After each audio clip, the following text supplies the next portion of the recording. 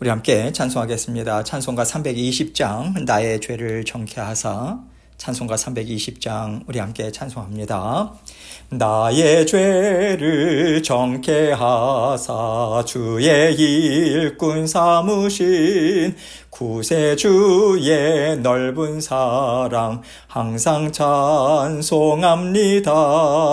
나를 일꾼 삼으신 주 크신 능력 주시고 언제든지 주 뜻대로 사용하여 주소서. 내게 부어 주시려고 은혜 예비하신 주의 은혜 채워주사 능력 있게 하소서. 나를 일꾼 삼으신 주 크신 능력 주시고 언제든지 주 뜻대로 사용하여 주소서. 죄의 짐을 풀어주신 주의 능력 크도다.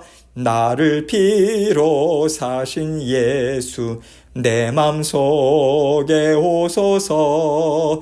나를 일꾼 삼으신 주 크신 능력 주시고 언제든지 주 뜻대로 사용하여 주소서. 주여 내게 성령으로 충만하게 채우사 생명수가 강물처럼 흐르게 하옵소서.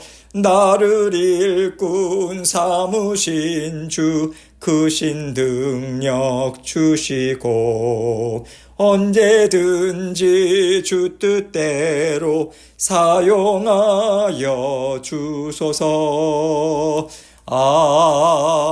아멘. 기도하겠습니다. 하나님 아버지 감사합니다.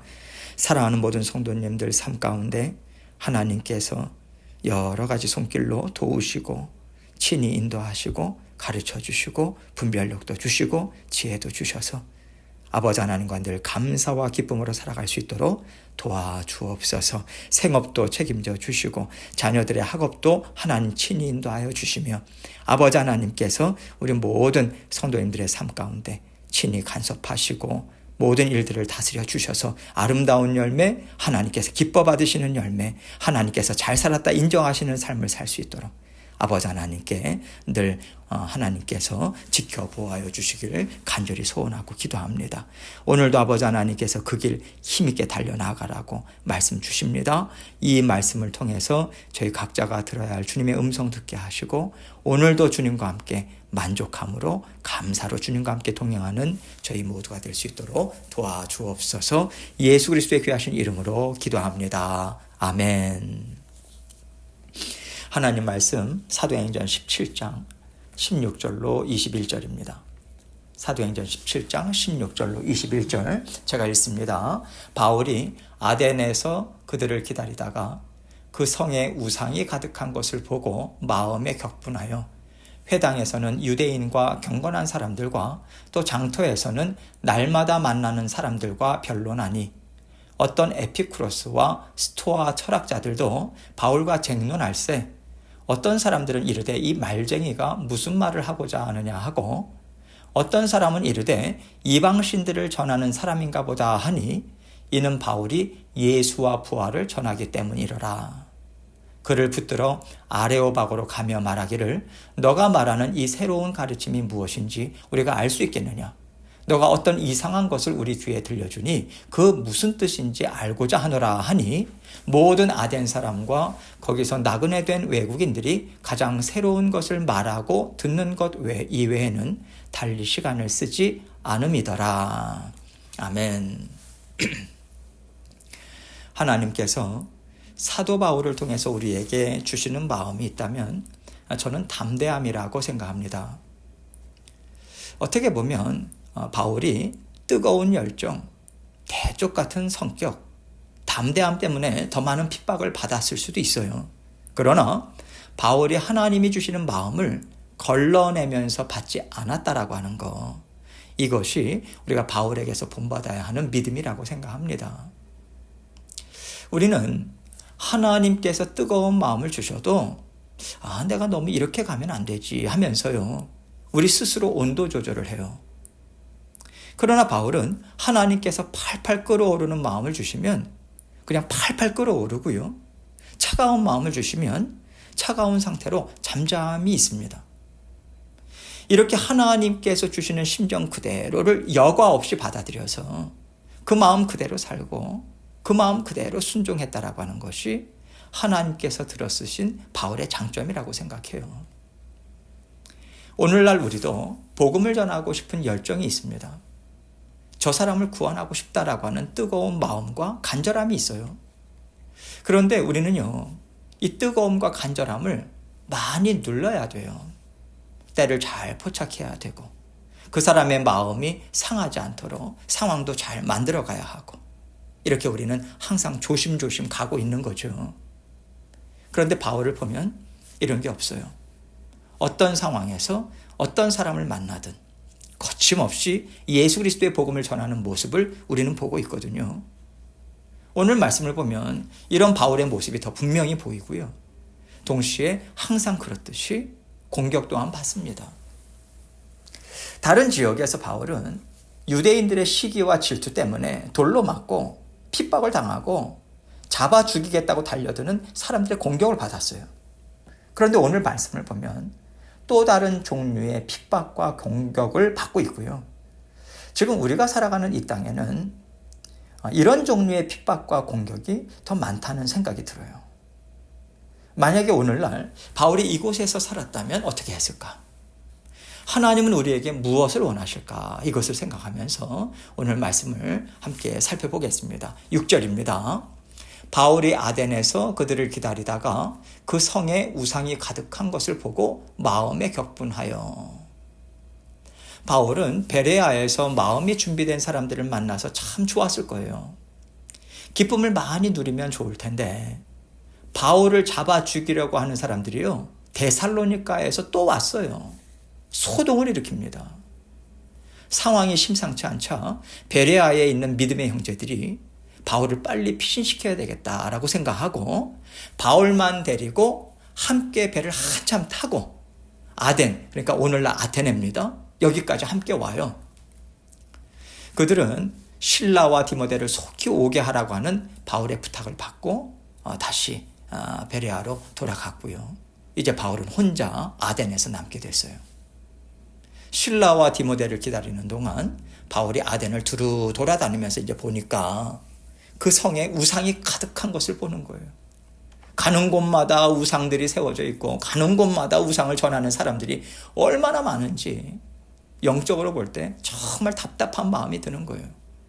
그러자 바울의 심령이 다시 팔팔 끓는 마음이 듭니다. 17절입니다. 회당에서는 유대인과 경건한 사람들과 또 장터에서는 날마다 만나는 사람들과 변론하니. 회당에는 항상 유대인들이 있었죠. 뿐만 아니라 유대인이 아니더라도 하나님에 대해서 관심 있는 사람들이 함께 있었어요. 그래서 바울은 늘 회당에 들어가서 복음을 전했습니다. 또 사람들이 많이 오고 가는 장터, 여기에 찾아가서 그곳에서 만나는 사람들에게 복음을 전했어요. 그런데 특이한 것은 다른 데는 전했다, 가르쳤다 이런 표현이 나오는데 오늘 말씀을 보면 변론했다, 쟁론했다 이런 단어가 나와요. 변론이라고 하는 말은요, 말 그대로 옳고 그름을 따지는 거죠. 너는 왜 그렇게 말을 하냐? 왜 너는 그것을 믿느냐? 너가 믿는 거 틀렸어. 내가 믿는 건 이래. 이렇게 서로 말이 오고 간다라고 하는 거죠. 그럴 수밖에 없는 이유가 18절부터 나와요. 어떤 에피쿠로스와 스토아 철학자들도 바울과 쟁론할세 어떤 사람은 이르되 이 말쟁이가 무슨 말을 하고자 하느냐 하고 어떤 사람은 이르되 이방신들을 전하는 사람인가 보다 하니 이는 바울이 예수와 부활을 전하기 때문이러라. 회당이든 장터든 이렇게 변론하는 것이 계속 있을 수밖에 없는 것이요. 바울이 있는 아덴은 철학이 발달된 곳이에요. 그리스 아테네를 가리키거든요. 철학에 있어서 중요한 것이 무엇입니까? 변론하고 논쟁하는 거예요. 내가 믿는 것을 말하고 다른 사람이 내 의견을 받아들이도록 내 주장을 논리적으로 합리적으로 잘 설명하는 것이 그 당시에 그곳에서 살고 있었던 사람들이 즐겨하는 일이었습니다. 그래서 일반 시민들까지 변론하고 쟁론하는 것이 삶의 습관이 되어 있는 거죠.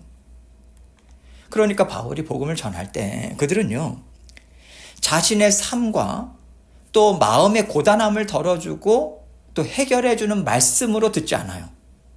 단지 바울이라고 하는 한 사람이 주장하는 이론이나 사상으로 받아들입니다. 그래서 계속 변론을 하려고 하는 거예요. 그러다 보니까 바울도 그 사람들의 반응에 맞춰서 자신이 알고 있는 것을 다 쏟아 부으면서 구원의 복음을 전했겠죠. 그러자 이 말쟁이가 무슨 소리를 하나 한번 드러나 보자. 이런 호기심이 아덴 사람들에게 생긴 거예요. 변론을 해보니까 바울의 변론 수준이 상당하거든요. 그렇다면 이 바울이라고 하는 사람이 전하는 것이 뭔가 새로운 것이고 뭔가 쓸모 있을 수도 있겠다라고 하는 정도의 생각을 이제 갖고 있는 거죠. 그래서 바울을 어떻게 합니까? 19절로 21절을 보세요. 그를 붙들어 아레오바고로 가며 말하기를 너가 말하는 이 새로운 가르침이 무엇인지 우리가 알 수 있겠느냐. 너가 어떤 이상한 것을 우리 귀에 들려주니 그 무슨 뜻인지 알고자 하노라 하니 모든 아덴 사람과 거기서 나그네 된 외국인들이 가장 새로운 것을 말하고 듣는 것 이외에는 달리 시간을 쓰지 않음이더라.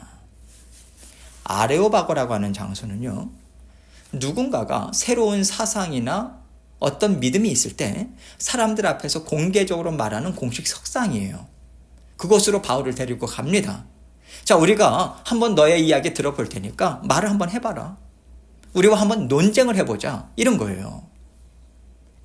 사실 바울이 그 자리에서 복음을 전한다 해도 그들은 진정한 마음의 안식, 또 인생의 문제를 해결하고자 하는 갈급함으로 듣지 않습니다.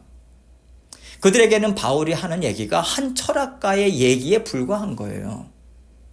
사실 바울도 말을 전하면서 알았을 겁니다. 우리가 어떤 사람에게 말을 할 때 내 말이 듣는 사람에게 들어가고 있는지 아니면 튕겨나오고 있는지 이 정도는 알잖아요. 바울도 분명히 알았을 것입니다. 알지만 논쟁에 한번 휩쓸리면 쉽게 포기가 안 되거든요. 그리고 바울이 논쟁을 거듭거듭 하다 보니까 그들이 말하는 말쟁이처럼 돼버리는 이 씁쓸한 경험을 하게 됩니다. 우리가 살아가는 이 세상도 우리가 전하는 복음을 그저 말쟁이가 전하는 말로 생각하는 그런 환경이에요. 이런 환경 가운데 우리가 복음을 전하기가 참 어렵습니다. 그러다 보니까 오늘날 우리가 주로 사용하는 전도 방법이 관계전도예요. 이미 알고 있는 사람, 관계를 맺고 있는 사람, 이 사람과 관계를 계속해서 유지해 가면서 때를 보는 거죠. 언제 복음을 전할까? 어떻게 교회로 인도할까? 조심스럽게 생각하면서 전도를 합니다. 이거 참 중요하죠. 우리가 처한 상황이나 환경을 외면하면서 복음을 전할 수는 없어요. 그래서 관계 전도가 우리에게 꼭 필요하다고 생각합니다. 그런데 오늘 우리가 살아가는 이 세상은요, 바울이 머물렀던 아덴처럼 온갖 우상을 섬기고 논쟁이나 하고 싶어하고 새로운 뉴스거리나 찾는 환경과 거의 흡사하다라고 하는 생각이 들어요. 이럴 때 복음을 전해야 하는 사명을 가진 제자로서 우리가 영적으로 더 무장이 되고 복음을 전하는 지혜나 순발력도 키울 수 있는 훈련의 장이 필요하지 않을까요? 저는 이 훈련의 장으로 선교만큼 좋은 게 없다고 생각해요. 먼저 선교지는요, 우리와 아무 관계가 없는 사람들이 살고 있어요. 지금 우리가 살고 있는 환경과 전혀 다른 환경으로 우리는 걸어 들어가는 거예요. 우리는 이것을 참 두려워합니다. 우리가 익숙한 환경에서 살고 익숙한 사람들과 살다 보니까 처음 보는 사람에게 말을 거는 것 자체도 참 어렵고요. 거기다가 어떤 사람인지도 모르는데 처음 보는 사람에게 예수 그리스도의 복음을 전한다라고 하는 것 자체가 우리에게는 굉장한 두려움이거든요. 그런데 여러분, 우리가 선교를 가는 것은 하나님께서 자, 이곳에 내가 준비한 영혼들이 있어. 이렇게 지역과 장소를 정해 놓으시고 우리를 부르신 것입니다. 그래서 그 선교의 자리는 하나님이 우리에게 허락하신 새로운 삶의 터전인 거예요. 우리는 하나님이 부르시는 대로 새로운 삶의 터전에 순종함으로 가는 것입니다. 이것만으로도 하나님이 보실 때 얼마나 아름답겠어요. 그리고 우리는 그 터전에서 지금까지 경험하지 못한 새로운 경험들을 날마다 하는 거예요. 사람들과의 관계가 깨질까봐 두려워할 필요가 없어요. 때를 찾느라 기다리고 눈치 볼 필요가 없습니다. 그저 우리는 말씀에 순종하는 마음으로 하나님께서 만나게 하신 사람들에게 담대하게 복음을 전할 뿐인 거예요. 바울이 선교 여행을 한 것처럼 핍박이 있으면요. 핍박? 당연히 있지. 어려움? 당연히 있지. 우리 이거 알고 갑니다. 마음의 준비를 하고 가요. 그렇기 때문에 선교 현장에서 우리는 담대해져요. 하나님께서 담대함 주십니다. 하나님이 팔팔 끓는 마음을 우리에게 부어주시면 우리는 그 팔팔 끓는 마음을 가지고 그대로 복음을 전해요. 또 하나님이 차가운 마음을 주시면 잠잠히 하나님의 인도하심을 우리는 따라갑니다. 우리가 답답한 환경, 우겨쌈을 당하고 깨질까 조심조심 유리그릇을 다루듯이 항상 마음을 졸이는 영적인 상태에서 살아가는 것과 동시에 선교지에 나가서요, 막힘없이 터져나오는 마음으로 담대하게 복음을 전하는 것이 있어야 돼요. 하나님께서 쓰시는 대로, 뜨거우면 뜨거운 대로, 차면 찬 대로. 이것이 하나님의 인도하심을 제대로 따라갈 수 있는 마음이 준비가 되고 영적인 능력이 우리에게 채워지는 것이지, 항상 틀에 갇혀 있으면요, 하나님이 뜨거운 물을 주시던 차가운 물을 주시던 우리 마음은 항상 미지근한 물에 가까울 수 있습니다. 우리에게는 얽히고 설킨 답답한 영적 환경을 벗어나는 훈련이 필요해요. 그래서 하나님께서 바울을 통해서 우리에게 이런 필요가 있다고 알려주고 계시다고 저는 생각합니다. 하나님께서 선교의 현장으로 부르심은 하나님이 우리에게 부어주시는 대로 쫓아가게 하기 위해서 만들어주신 은혜의 장이에요. 이것을 생각하시고 선교 가기를 사모하는 마음을 지금부터 가지시길 바랍니다. 하나님께서는 나를 살리시기 위해서 나에게 선교 현장을 주신다. 이건 믿으시고 오늘 이 말씀을 듣는 순간부터 하나님 순종하도록 도와주십시오. 제가 순종하기를 원합니다. 이 마음으로 계속해서 전진해 나가시는 저와 여러분이 되시기를 주님의 이름으로 축원합니다. 함께 기도합니다.